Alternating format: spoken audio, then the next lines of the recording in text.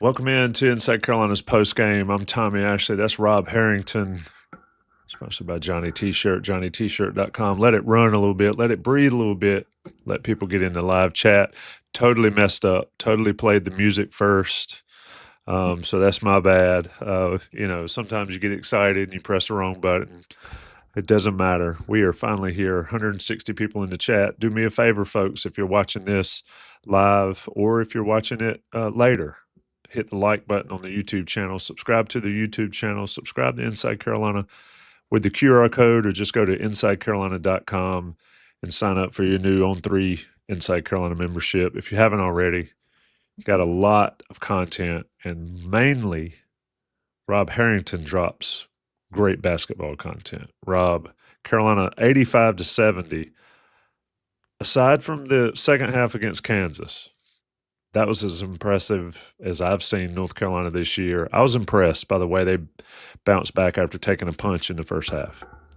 It's weird because we have observed and everyone has seen that the team has gotten out to slow starts in the first half, and then tonight, and I said last night, on our show, I said I think they'll probably be rusty with some time off, getting away from the Smith Center for the first time, and in fact, they got off to an amazing start. I mean, it looked like it was going to be one of those 30-point rout situations. And then they fell back to earth in a crash. And, a lot of turnovers in the first half. So the way that they recognized what their problems were in the second half, it wasn't just a matter of making more shots and St. Bonaventure missing a few more. It was the fact that they started recognizing what they had available to them. Because St. Bonaventure was doubling Caleb Wilson. They were waiting for any. You could tell that they were keyed on Carolina's big guys taking a dribble. Their defense would react to that and try to force turnovers and have them turn into really difficult shots. And Carolina figured that out, and whatever the coaches told them at halftime worked, and probably something to that effect. They came out defensively much more focused, cleaned up the turnovers. Still a little bit of messiness, but I mean, it's never going to be perfect. And all in all, I don't think you could quibble too much with that second half. No, you cannot. And folks in the chat, almost up to 300, will roll for a little while tonight, but ignore the trolls in the chat. You've made it when you've got fans of other schools in your live YouTube chats, and I appreciate it. Appreciate you joining us, but let's keep the trolling to a minimum. I don't want to have to swing a band hammer around here. It is fun to use, though. Let's look at some stats, Rob. Carolina 51% from the field. This is game stats. 21 of 27 from the free throw line. Only 5 makes on the free throw line for St. Bonaventure. As you mentioned, the turnovers and the struggles at the end of the first half. Carolina finishes with just 13 turnovers. Out-rebounds the Bonnies 40-31. They actually out-rebounded Carolina on the offensive glass. Bench points. Points in the paint were equal. Let's talk about the physicality early, because I think that this game was absolutely a perfect game to get ready for Thursday. Because they're going to see physicality Thursday, even ramped up from this. And like I said earlier, Carolina responded to it, but it took a moment for Carolina to get used to it. You're right. They did get beasted some on certain plays, because the big boy for St. Bonaventure was shoulders and beer belly, pushing on those guys, knocking those slender frames out of the way. And that's exactly what they needed, because they haven't been seeing that in the prior 3 games against the low majors at home. This was exactly as you said. It was a good rehearsal for a lot more of what's coming against Michigan State. And I'm sure they would have known that intellectually already, but it's good that they went through the paces of it. They had to battle for some of those rebounds. I mean, Caleb Wilson got a rebound in the second half that was just an awesome rebound. His hands, it's not just that he has good hands, he has very strong hands. And they're going to need more and more of that. They're not the brawniest big men Carolina's ever had. But tonight, they answered the bell. I think it was 44 and 25 between the two of them, shooting something like 14 for 27 from the field, if I have my numbers right. That is fantastic production, especially on a night when it really didn't seem like Caleb Wilson had his very best game. Yeah, the Caleb Wilson portion of the show, we'll do that right now. He 20 and 12 total, 3 offensive rebounds, 5 of 13 from the field. He was getting beat to death up there. But, Rob, this is something that folks really missed with Tyler Hansbrough. Tyler Hansbrough scored an absolute ton of points because he made foul shots. Caleb Wilson, 10 for 10 tonight. He does that. My prediction that he was going to push 20 points a game is going to come to fruition because he goes 5 for 13 and still puts up 20. Just speak to that aspect of the young man's game and that the importance in a physical nature of college basketball now to be able to hit your free throws. It seems so simple, but it is not. No, and a lot of freshmen, certainly a lot of freshmen that size, I feel like struggle with it. It just takes them longer to round into shape, especially for someone who isn't really known as a three-point shooter. So for him to go 10 for 10 like that, I mean, I like the fact just in and of itself that he got 10 free throws because to me, you sort of building off the first point, St. Bonaventure was looking for him to dribble. They were doubling him. They were causing him problems. And so he started doing more stuff right at the rim as an offensive rebounder, as a finisher. I love that response because they can't really double you when you're in dunking position, or it's not going to be very effective. So that was the perfect antidote to the defense that was coming at them. And to be sure, it was Veesaar's night. He was great at that too. One dribble dunks, also his offensive rebounds. They were both all over the glass. There was one tip in, I think it got credited to Wilson in the second half, where they were both there to get it. And that's the kind of swarming, rebounding aggression that you would see in a Roy Williams team, and you love to see it here too. Yeah, you mentioned Veesaar, obviously a big night for him, 24 and 13. Somebody in the chat, the chat's flying by, but somebody said absolute portal home run, and they're absolutely right at this point in the season. He's been fantastic. But you're talking about the dunking position, and this is something that Carolina really struggled with maybe a lot last year and the last couple of years is guys would receive those passes and fumble it or not finish it. And Veesaar closes his career night with just a massive dunk to put the game completely out of reach and put the exclamation on it, like LaFonso Ellis talked about. How have you seen Veesaar improve this year already? I mean, if he's going to hit threes, he was 1 for 3. I think those were good shots. He's going to shoot a high percentage from the field, another guy that made free throws, and the rebounding, Rob. He is far exceeded what he was able to do at Arizona. Granted, minutes are different, styles different. But, I mean, he's just gone straight up at Carolina so far this year. I think the biggest change that I've seen from the preseason is his conditioning. Because early in the season, I thought he looked a little out of shape. He was winded. He was slow getting into plays. And now you're seeing the work rate really step up because this isn't a role that he had at Arizona. At Arizona, he was a rotational guy, really important to that team, but he wasn't carrying the load like this. We're talking about 35 minutes plus in big games. I bet on Thursday night, Hubert is going to feed him as many minutes as he can handle. And he has, over the past 3 to 4 weeks, really stepped up into that role. So it's not just being out there, but the activity rate's really high. He's bothering a ton of shots. He's deterring, plays that are actually pretty well executed. And sometimes when Carolina's guards get beaten, he's covering up for them. And all of that is a reflection of the very high energy he's playing with. Yeah, Veesaar, just a fantastic game against Frank Mitchell, who, look, there was a couple moves Frank Mitchell made that I'm like, that's nice. And that's a big boy, and he's lost a ton of weight. So you got to give props for him to get his body in condition to be able to play. But to your point on Veesaar, 35 minutes. This is what we knew was going to happen this week, is the rotation shrunk mightily and might have shrunk a lot more had Kyan Evans not been in foul trouble, and we'll talk about that in a second. But Veesaar with 32, Wilson with 30, or Veesaar with 35, Wilson with 32. Stevenson 31, Bogavac 30, and then of course foul trouble got Evans only 25 minutes. Talking with Rob Harrington here on the Inside Carolina postgame. I did not tweet this from the Inside Carolina website or the Inside Carolina account on Twitter or on X, and we already have almost 600 people in the chat. So that tells me people are listening, they're signing up to the YouTube channel, and they're certainly all over the Inside Carolina message board. So keep it up, folks, and take advantage of that Johnny T-shirt discount I mentioned. Rob, let's talk about Evans. He's got to avoid those kind of fouls, and he was able to do it in the second half. He got his fourth, though, on a silly foul way away from the basket. But just what'd you see from his play? Because Bonaventure had physical guards as well. And I thought Evans, when he was on the court, was effective. You'd like to see him with less than 4 turnovers and that sloppiness. But I thought he settled it a little bit and allowed Carolina to pull away in the second half. He was good early in the game. It was very nice to see him step in and confidently make some threes. You know, we've been talking about that for weeks. So that was great. In a sense, a very poor decision on that fourth foul. The thing is, he took a risk on a couple of plays prior to that where he contested a guard going down the lane on the break, and he did a really nice contest. It was risky, but it worked. That's a risk you might live with. The fourth foul was a reach from behind, was just a cardinal sin in that situation.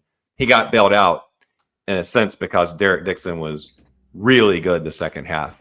And not only did Evans and the team need Dixon to do that, Dixon needed it, I think, as a confidence boost because those guards can't play 38 minutes a game. It's not the same as the front court. I think the front court is such a focal point and can be physically dominant from game to game. The back court's a little bit more susceptible to the wrong matchup. And so they'll need Dixon to come in and spell them and give them a change of pace. So I was real happy with his minutes in the second half. You know, for Evans, he's still making really nice passes, even when he makes some plays you don't like. And yes, too many turnovers. But I like the way that he's trying to play, and especially if he's going to start adding some jump shots. Yeah, I mean, if he's going to shoot 3 for 4 from 3, you kind of like that. But I agree. And it's going to be paramount on Thursday night. We'll talk a little bit more about the Michigan State game before we get out of here. But he's going to have to stay on the floor in that game. And but you mentioned Derek Dixon, and Derek Dixon was solid. I mean, in the first half, it was a little shaky, but he really settled down. What makes him effective? Is it his size? Is it what he does? He hit some shots too. If you're looking at Derek Dixon, what makes him efficient and effective when he's out there? Because he didn't shoot a bunch. 1 for 2, that was a 3-pointer, 2 foul shots. But it felt like, and it's plus minus. And folks, if you pay attention to plus minus, this is why I hate plus minus, right? Derek Dixon was -7 in plus minus. And I thought in the second half when Evans went out that he was the reason Carolina maintained control in this ball game. Rob, your thoughts on the freshman? I like the way that he sees the court. I think he's a very cerebral player. He could have fit right in with if that were Jeff Lebo as a freshman, you might not even notice the difference because their playing style is a little bit similar. Lebo was more of a sharpshooter, but also not an athlete. Dixon's bigger for sure, but kind of the same style of game. It reminds me of that. You know, neither is someone who would pop out athletically. Dixon is probably not going to be a prolific shooter, at least not this season, but he's a capable one. And I like his feel for the game a lot. I mean, he has a lot of things to improve, but I think he's much better. I think the second half is more what he is than the first half. And then clearly the first half, the reserves had just a terrible time. That wasn't all on Dixon. It was the combination of all those guys in there together, and the situation sort of snowballed on them. And you're right, in the second half, he helped stabilize. It helped him, I think, to be with more of the starters. The Dixon-Powell high combo struggled, as I recall, in the first half. I think that was the trio that they played together for some minutes and gave up a real big run. You know, Dixon, the more he plays with the starters, because he feeds off other players.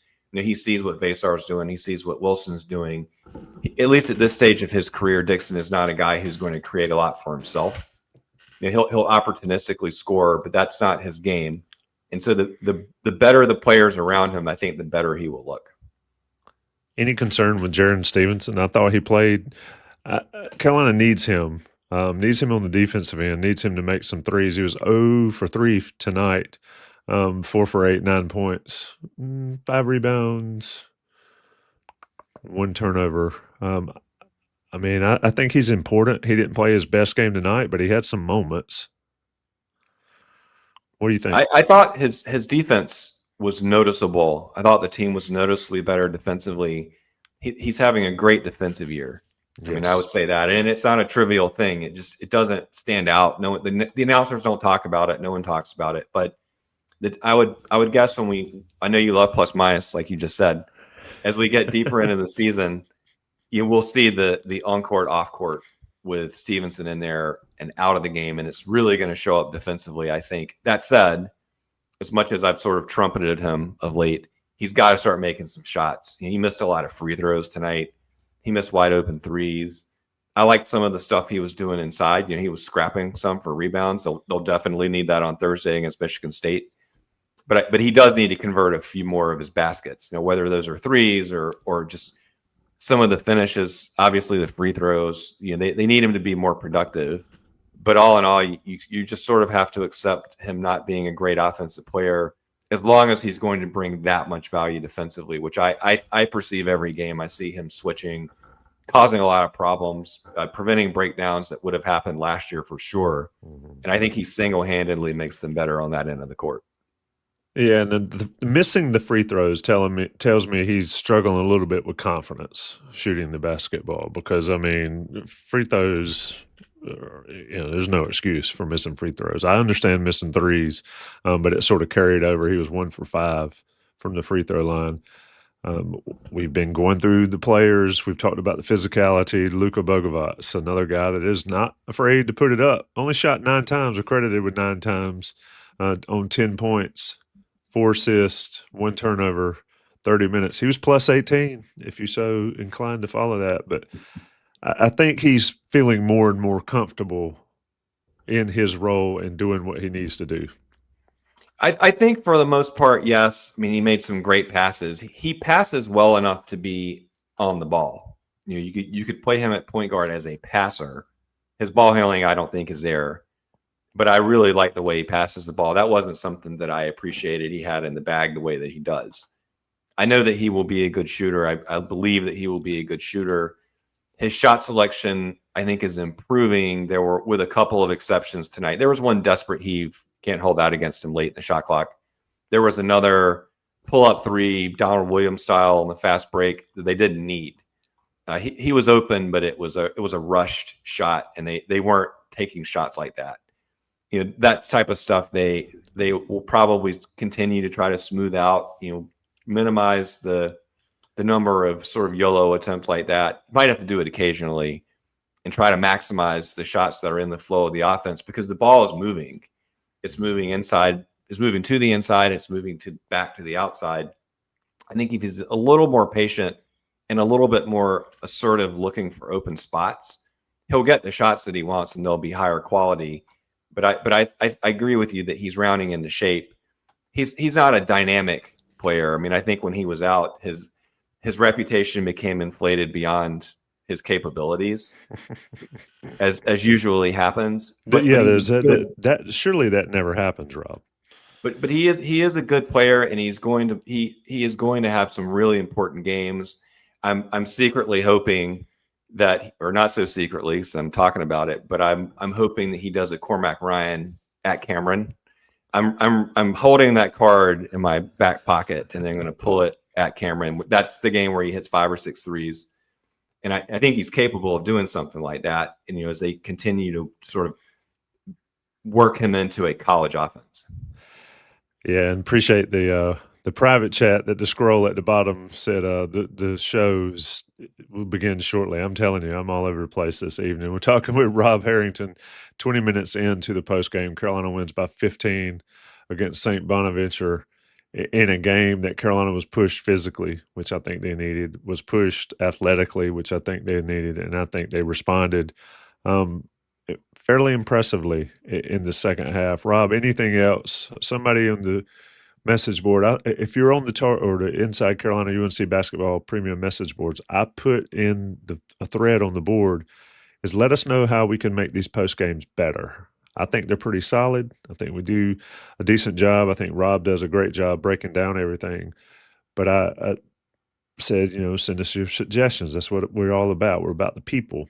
And somebody said, have Rob sort of pick out a player that maybe's not, maybe that when you look at a box score or you see a game story or watch the highlights, they don't really pop out.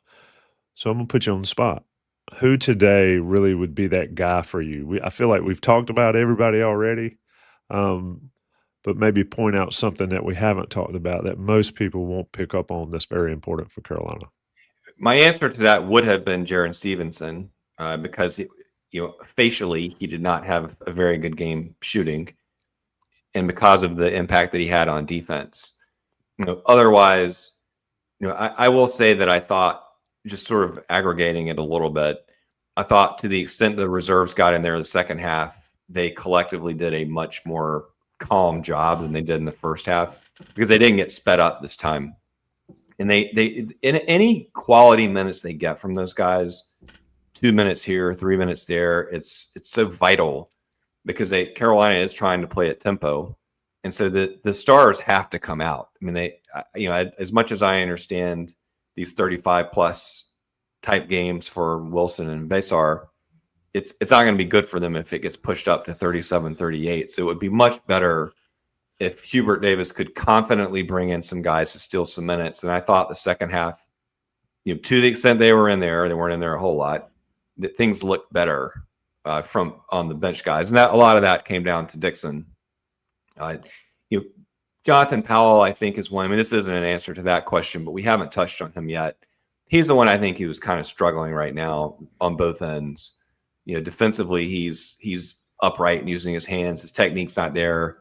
Offensively, I think he's doing the thing that PJ Harrison used to do early in his career, where he took that corner three in the first half, fading all the way back, legs kicked out.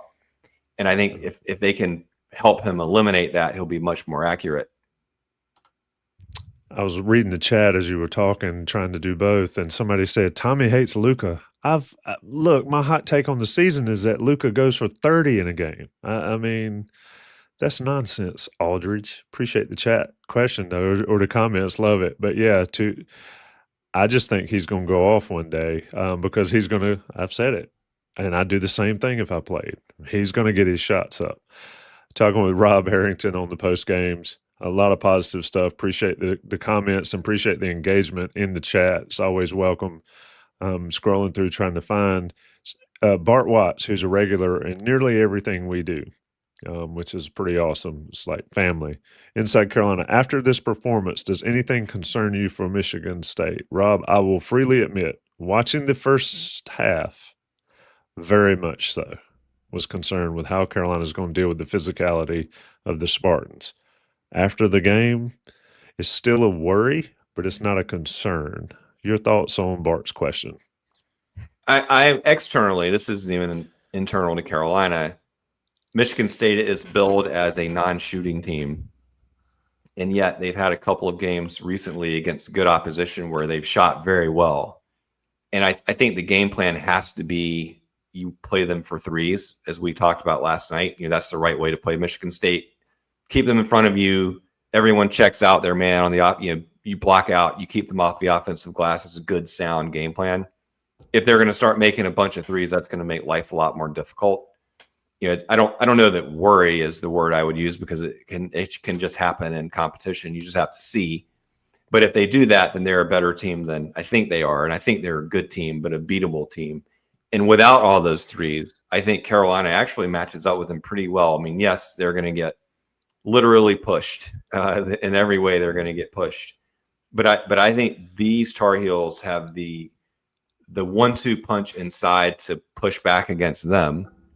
And if the guards are going to capture their high points, they haven't done that yet this season, but we've seen high points from everyone, including Evans and Bogavac, and now Dixon too. If we're gonna see those high points, I think they're going to be right there with the Spartans. I know that they'll be, I presume that the Heels will be slight underdogs, but to me, that's a 50-50 game. Yeah, and I hope it lives up to the hype that we've seen from some of the other games and Players Era tournament and all. Had on the small TV, Houston and Tennessee. I mean, it's just crazy. We're getting these matchups in the early season. John Kramer said they played East Carolina. Well, they beat East Carolina's rear end, first of all, and Cohen Carr looked like Harold Miner out there dunking on everybody. And old school reference for, well, not really old, but probably older than a lot of our watchers. But to your point, Rob, if they hit threes, they're tough to deal with. I want to see Carolina, and this is some of the games that I've enjoyed watching the most over the years, is to see when teams have tried to, for lack of a better term, punk Carolina and see Carolina respond physically. And so we'll see that on Thursday on Thanksgiving. Anything left, Rob, here on this post game? I thought Carolina handled business. I thought Carolina improved. I thought Carolina did some things that we had questions about. And so it was a very good success for me watching them, minus the turnovers, minus the last 10 minutes of the first half. But you'd rather that happen then than in the second half when, as you said multiple times, guys stepped up, whereas in the first half they were not very strong. And the chat, remember that Michigan State also beat the brakes off Kentucky. Rob, final thoughts before we get out of here. Yes, I am very pleased with tonight. I know there was that ugly stretch in the first half, but keeping in mind this was their first game away from the Smith Center, first real game, not counting the BYU exhibition and the NIL stuff. So they're outside the Smith Center, and they shoot 44% on threes. Now, we've been saying over and over again that shooting would come around, and you would think it would have come around at home. The first game they leave the cozy confines, they start knocking down a bunch of threes. And it wasn't really about that. It was about Veesaar and to a lesser extent tonight, Caleb Wilson. But I took a lot of positive thoughts away from that because it's the same gem on Thursday. So if the guards already have a feel for it, they already have that depth perception down, hopefully they'll come back with yet another good shooting game against the Spartans. It's going to be fun to watch. Carolina, Michigan State, 4:30 on Thanksgiving Day. Just for scheduling note, we will do this. Did we decide on 9 or 9:30, Rob? I think 9:30 works for me best. Either. Okay, so heads up. Post-game Thursday on Thanksgiving Day. The game is at 4:30, and it will be over at 6:30 or so, but most people will be eating Thanksgiving dinner. So we're going to do this post-game live at 9:30. I'll certainly publicize it on the boards, on X, on Twitter, wherever you get your information. But remember this, if you're in the chat right now, and there's almost 800 of you, 9:30 Thanksgiving night, Rob Harrington joins me on the post-game and maybe another guest. Maybe we'll have a three spot here on the post-game, Inside Carolina post-game. Yet to be determined. Hopefully it will happen. But Rob and me definitely. Also, the game plan. Carolina's got a football game on Saturday against NC State. Jason Staples and Greg Barnes joined me for that. Should be a fun discussion. It is still rivalry week for North Carolina, and we will go from there. A lot of content at Inside Carolina. Jeremiah and the crew on site in Fort Myers. Don Callahan kicking out all sorts of recruiting information on the football side. Sherelle and the Coast guys on the basketball side. Great time to be a part of Inside Carolina. Sign up. Get your Inside Carolina subscription for very cheap. Who knows? Everybody has sales coming up. Maybe we'll get it done at Inside Carolina. But whatever you do, stay tuned to the YouTube channel, to Inside Carolina for complete coverage of North Carolina. Thanks, Rob. Thank you.